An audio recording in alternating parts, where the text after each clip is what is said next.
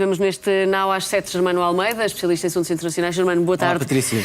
Olhamos para toda esta grande confusão em termos internacionais. Trump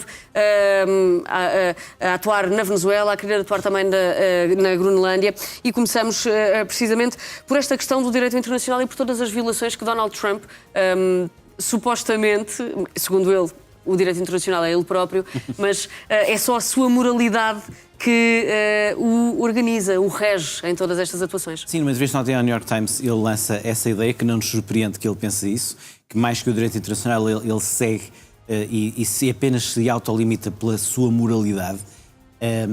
Bom, a questão é que não podemos dizer que Trump é o primeiro líder de um grande país que não respeita o direito internacional. Antes fosse, não é? Antes fosse. A questão é a forma descarada, de forma, enfim, sem filtro, como ele o diz. Estamos numa fase ainda de interpretação sobre o que está a passar na Venezuela. A situação, não sendo inédita, no passado, anteriores presidentes americanos fizeram pior, no sentido em que assumidamente intervieram na soberania política de países da região, sobretudo para derrubar ditaduras e pôr democracias, na altura da Guerra Fria, mas às vezes não foram democracias, não é? No caso, por exemplo, do Chile. E, portanto, ninguém está a dizer que Trump foi o primeiro presidente americano a intervir num país vizinho. Não é isso. A questão é a novidade que aquilo representou sob o argumento de defender a soberania nacional americana e sob o argumento de acusar um outro chefe de Estado, que embora sem legitimidade política também, Maduro, era um chefe de Estado em funções na Venezuela, é assim extraído. Legitimado ou não, enfim, é que uma... Sim, mas depois sem continuar o trabalho, aparentemente. Porque no sábado muita gente se precipitou a dizer que a democracia tinha voltado à Venezuela e Trump tinha feito um grande favor à democracia. Trump nunca falou disso. Trump não falou da democracia, fala da questão do interesse americano de controlar a região, da questão do petróleo, a questão da acusação de narcotráfico contra Maduro. Narcoterrorismo também, sim. E não o contrário, não a questão política, digamos assim. E depois, quando não promove a entrada da oposição, o que implicava uma queda do regime, uma mudança de regime e, portanto, uma intervenção mais musculada americana a nível militar, para neutralizar o poder militar que se mantém na Venezuela. E aparentemente o que está a passar não é isso. O que está a passar é um acordo tácito, não assumido, e embora internamente com uma verbalização anti-americana, mas um acordo tácito, e entre o novo poder da ex-número 2 de Maduro e de quem controla o exército e as forças armadas, com Trump aparentemente permitindo, sob a coação americana, que os americanos venham controlar o petróleo e os americanos, no fundo, também prometem vantagem venezuelana com esse aumento do petróleo. E, portanto, no fundo, será isso. A novidade de ontem foi a questão realmente da libertação dos presos políticos, que não deixa de ser um sinal relativamente positivo. Vamos ver se é para continuar. É verdade que na lista de pessoas a libertar estão os principais opositores políticos que estavam presos na Venezuela. Muitos não estão, por exemplo, Corina Machado não está na Venezuela. E Edmundo González também não. Também não. Pronto, de todo modo, neste momento, e sob o tal plano que Rubio tinha falado de 3 fases, em que até à transição política, supostamente com eleições, ainda estará a estabilização e a recuperação económica, os americanos, de acordo com Trump, vão lá ficar ainda alguns anos a controlar. Vamos ver. Ele disse isso. Eu continuo a achar que, a operação correu muito bem, toda esta de forças especiais, o plano para o pós não havia, como muitas vezes os americanos não têm, e também, na verdade, houve aqui uma intervenção e uma influência de Rubio, que Trump primeiro permitiu, mas depois também não era exatamente o que Rubio queria. Deixa-me só fazer este product placement. Sim. Vamos falar muito disto esta noite no Guerra e Paz com um grande convidado que é o Andrés Malamud, argentino, a viver em Portugal há muitos anos, investigador no ICS, Sim. que é só a pessoa que eu conheço que mais percebe da América Latina e de Venezuela, e vai ser uma conversa muito esclarecedora. E, portanto, a não perder. Deixamos a Venezuela e olhamos para o conflito na Ucrânia, até porque hoje a Rússia usou mísseis muito potentes e fala de um aviso à Europa e, enquanto isso, o Reino Unido, a Alemanha e a França dizem que a utilização deste tipo de força é um escalar da violência neste território. Sem dúvida. O que é que estamos a falar? Estamos a falar do Oreshnik, míssil hipersónico que a Rússia supostamente tem vindo a melhorar e desenvolver e que Putin, já há algum tempo, tem projetado como sendo o míssil que lhe faz ter uma força e uma projeção de ameaça à Europa. Ora, a utilização, o envio do Oreshnik para Lviv foi a cidade onde eu estive em setembro, é uma espécie de capital ucraniana da parte ocidental. É uma cidade europeia, estás no centro de Lviv e parece que estás numa cidade alemã ou italiana, perfeitamente. Era das principais cidades ucranianas mais poupadas até agora, por não estar, enfim, digamos, na linha da frente e muito longe da zona ou de Kiev, é 500 km de Kiev, e a cerca de 800 km da linha da frente do Donbass. É, no entanto, uma cidade que relativamente perto da entrada do armamento para ajudar a Ucrânia e que vem da Europa, é 70 km da Polónia. Ora, um Oreshnik enviado para Lviv significa claramente a projeção da ameaça de Putin à Europa. Por menor importante, o Oreshnik não estava carregado. O Oreshnik é um míssil hipersónico capaz de transportar ogiva nuclear. Se vinha com uma ogiva nuclear... Velocidades muito rápidas, não é? Velocidades muito rápidas, é hipersónico, tem um alcance de 1.300 km ou mais. E o que é que é? E supostamente terá sido lançado da Bielorrússia, porque a Rússia tinha colocado Oreshnik na Bielorrússia. Nesta região, sim. E ao fazer isto mostra que se foi mandado para Lviv, como diz o outro, é só fazer as contas, podia ter sido mandado para outro sítio qualquer, para o leste da Europa, para a Polónia, para a Roménia, para mais para o centro da Europa, porque tem essa projeção. E portanto, é essa a simbologia. E tem muitas outras simbologias. Tem a simbologia de... Os russos tinham prometido uma grande retaliação na sequência do suposto ataque ucraniano à casa de férias de Putin. Esse ataque, os próprios americanos dizem que não aconteceu à casa de Putin. Aconteceu nesse dia um ataque com drones ucranianos em território russo, na região de Novgorod, perto da casa, mas não na casa de Putin. E, portanto, é uma retaliação, uma coisa que não aconteceu. O que é que isto significa? Significa false flag, ataque de bandeira falsa ou argumento de bandeira falsa para justificar uma coisa que não tenha justificação.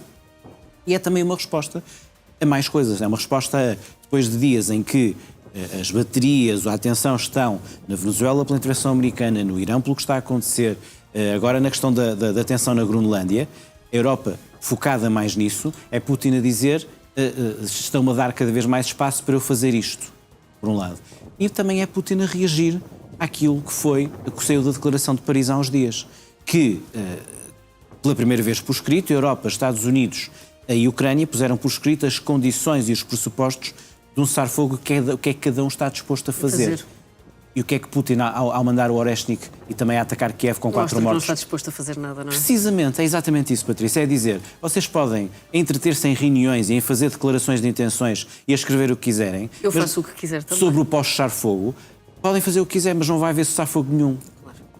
A Ucrânia vai tratar este assunto como um crime de guerra. Isto faz sentido. Claro, porque um Oreshnik, com a potência que tem, e se tivesse carregado contra um prédio como aconteceu, em vez de felizmente não ter morrido ninguém, tinha sido uma consequência absolutamente trágica, enfim, uma coisa absolutamente... E, portanto, é desproporcionado. Mesmo a guerra tem proporções.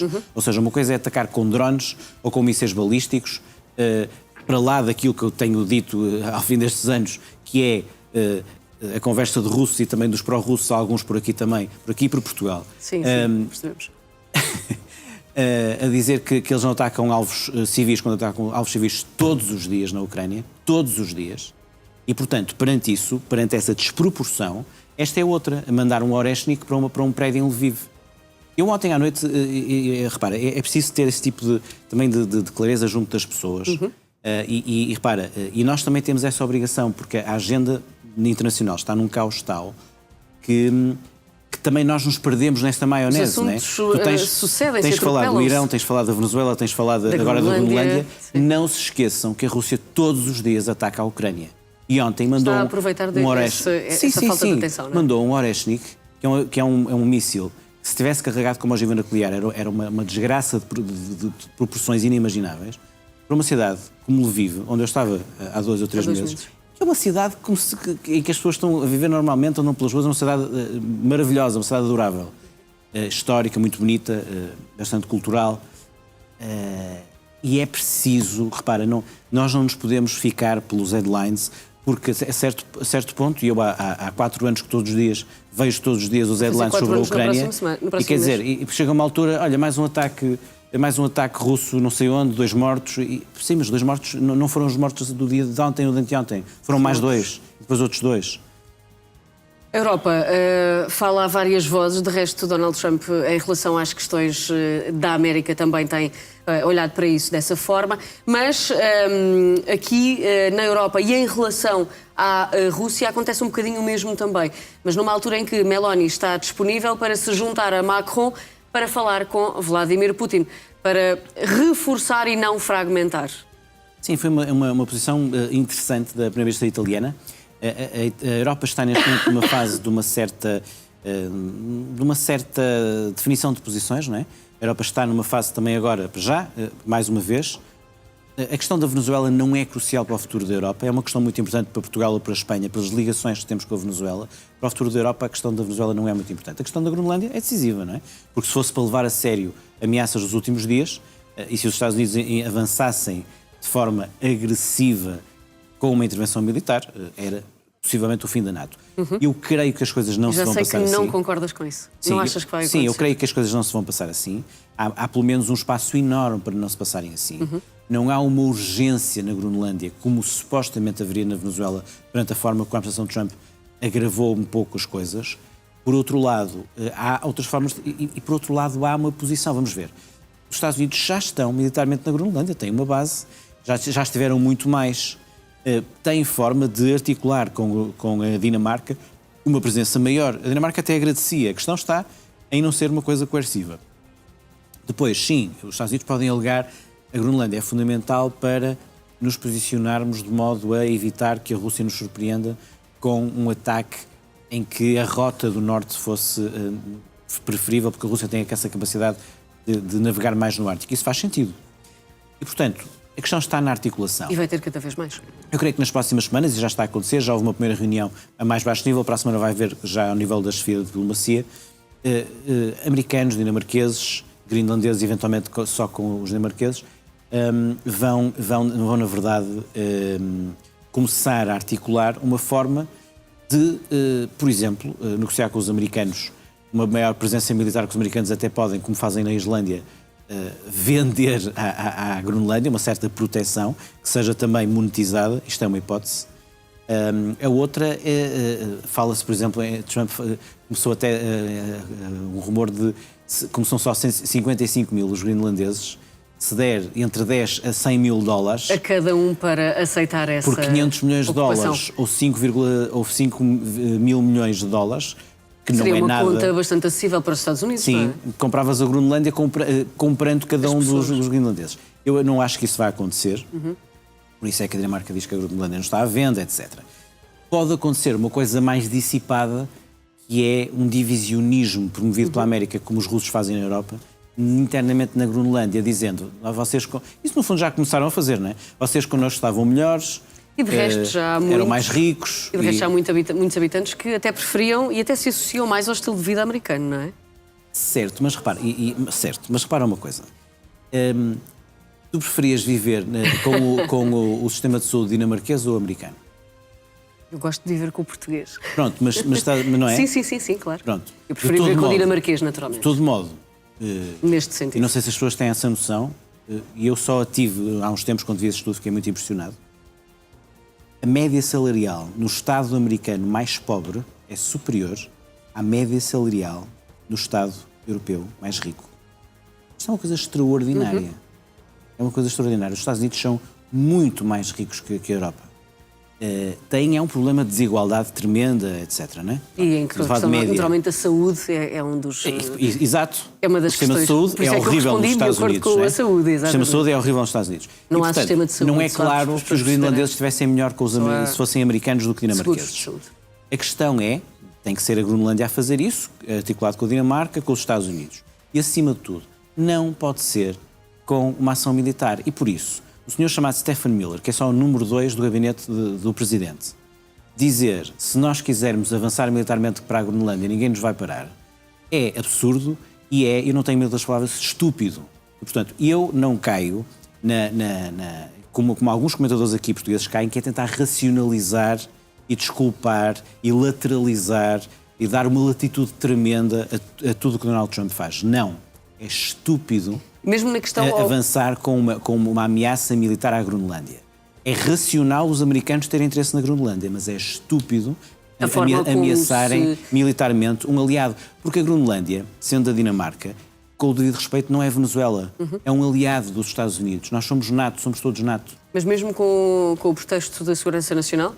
Parece-te óbvio, parece-te real Os Estados este Unidos pretexto? não. O pretexto de segurança nacional é mais real na Groenlândia do que é na Venezuela. Ok? Certo. Pela questão da maior assertividade do Ártico, por aquilo que tem sido aqui explicado, a maior navegabilidade do Ártico, todos estes atores, que os russos estão a explorar de forma... russos, chineses. Sim, o que leva à redução, leva a novas rotas, redução nas distâncias, o que nos Até parecia do muito mercado distante. Nós temos um mapa muito literal, não é? E, portanto, a Rússia parece muito distante. Exatamente. Mas agora está muito mais perto. Pronto, pelo mar, Exatamente, pelo pelo norte. Ártico, sim. Pronto. E, portanto, tudo isso é verdade, não é uma fantasia. E, portanto, sim, a segurança nacional pode ser colocada. Aquilo que já aqui explicámos, chamado, que é o Duke Gap, Groenlândia, Islândia e Reino Unido, isso faz todo o sentido. O que não faz sentido é ameaçar e aumentar a retórica e tornar isso verosímil, que é atacar, usar força militar contra um aliado da NATO. Isso não faz sentido, porque isso é o fim da NATO. Isso seria uma estupidez, volto a dizer. Seria uma estupidez. Mas uma vez que os Estados Unidos já têm uma base militar, já tiveram muitas, mas têm neste momento uma base militar na NATO, não podemos acordar um dia e já existirem mais 10 bases, por exemplo? Isso, eu acho que é isso que vai acontecer. Eu acho que vai haver uma negociação em que os americanos vão ter uma posição muito maior do que tinham na Groenlândia, De forma mais natural. e com vantagens, ou seja, usando a sua força negocial, ok? No limite, dizendo assim, tipo bullies, vocês não querem levar com a nossa força militar, pois não? Então, a nossa posição para ter aqui bases militares é isto, assim, assim, assim. Isso acredito. Agora, força militar dos Estados Unidos contra a Groenlândia volto a dizer... É o fim da NATO. E, portanto, era uma estupidez. Porque a NATO não há nada como a NATO. A NATO Mas a NATO foi criada numa altura, depois da Segunda Guerra Mundial, foi criada numa altura em que o mundo tinha desafios diferentes. Ainda se justifica essa realidade hoje em dia? Como nunca nas últimas décadas. Pelo regresso da ameaça russa. Da nova ordem. Pelo regresso da ameaça russa, por uma coisa que não estava, como muito bem dizias, na fundação da NATO, mas está agora, quando foi a revisão do conceito em Madrid em 2022, artigo, creio que 43, que é a dimensão Indo-Pacífica. Não estava, a NATO foi criada, não foi para outra coisa qualquer, foi para travar a União Soviética, mas estava a dimensão Indo-Pacífica. E, portanto, isso é muito claro e faz todo o sentido que assim seja. E, portanto, a NATO está a passar por uma fase difícil, mas tem eu acho que nunca teve tanta razão de continuar a existir. E voltemos ao conceito de estratégia de segurança nacional americano. Está lá referido que a Rússia não é uma ameaça para os Estados Unidos, que só os europeus a veem como uma ameaça, mas os Estados Unidos não a veem como uma ameaça. Nesse conceito está 50 vezes referido de forma pejorativa à Europa. Quase não há referências à Rússia e quando há, não há dizendo que é uma ameaça. Ou seja, há uma clara contradição americana nessa suposta urgência agora de travar a ameaça russa na Groenlândia. Então, afinal, em que ficamos? Sr. Trump, Sr. Mueller, os russos são uma ameaça ou não são uma ameaça aos Estados Unidos? Só para voltar àquilo que está na frase, à tua pergunta que eu não cheguei a responder. Junta-se a Macron, exatamente. Este unir Macron, depois do vozes. Conselho Europeu, o Macron surpreendeu dizendo que é tempo de voltar a falar com Putin. Eu acho que para se demarcar um pouco da posição de Merz, que se assume agora como o grande líder europeu na ajuda à Ucrânia. Há uma espécie de passagem de testemunho de Macron para Merz nesse sentido. E que se revela o facto de Macron estar a começar o seu último ano na presidência, depois será um ano eleitoral, e Merz está a começar. Okay.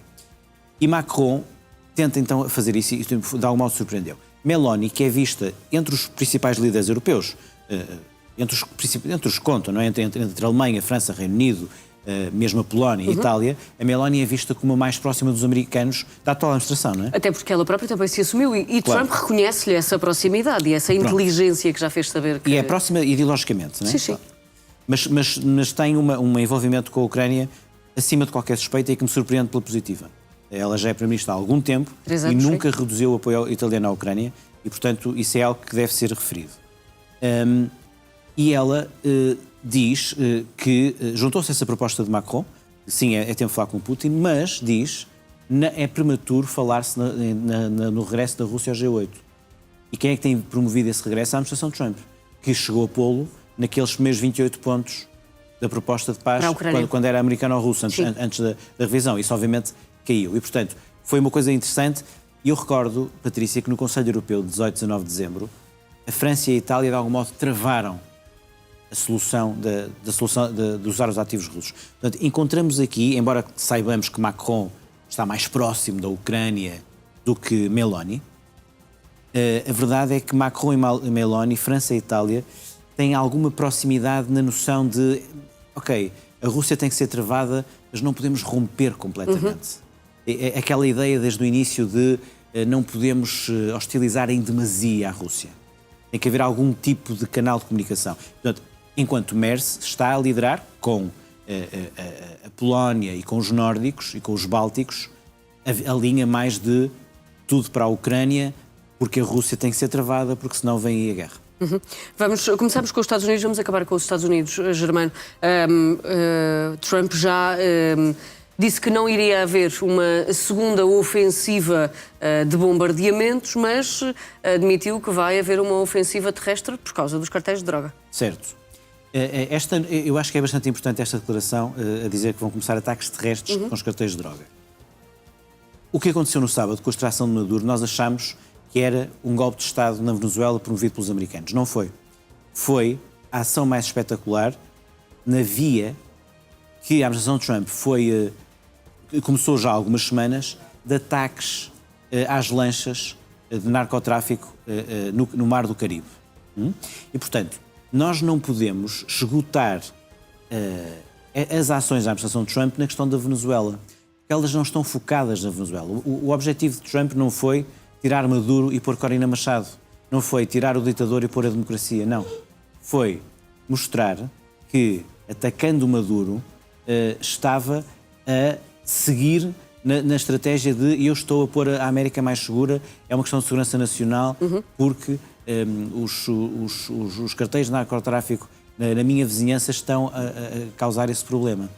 E, dentro disso, ataques às lanchas, a deposição de Maduro e agora esta questão dos ataques terrestres é um novo patamar em algo que não se esgota na Venezuela, porque é do interesse, neste momento, da narrativa de Trump, mostrar que, para lá da Venezuela, podem fazer ações, por exemplo, em Cuba e na Colômbia. Na Colômbia, certamente, não será no sentido de retirar o presidente com quem ele falou. E de resto, a Colômbia também já vai dizer que querem este entendimento tripartido. Está a terminar, Petro está a terminar o seu mandato. Possivelmente, o sucessor de Petro será ideologicamente mais próximo de Trump e, portanto, não se passará na Colômbia o que se passou na Venezuela. Cuba já é diferente. E o regime cubano está... Rubio com um olhar especial, não é? Sem dúvida. E Trump disse ontem a uma rádio na Carolina do Norte que Cuba está por um fio. Pronto, também vale o que vale. O que é que isto quer dizer também, não é? Aparentemente significa que poderá fazer o mesmo, não é? Do que fez na Venezuela. Ou seja, ideia forte. A ideia de... a administração Trump diz, obviamente não tem, mas diz que tem a legitimidade para fazer aquelas ações porque o tal domínio daquele hemisfério implica assegurar a segurança nacional, controlando questões como o narcotráfico em países da região.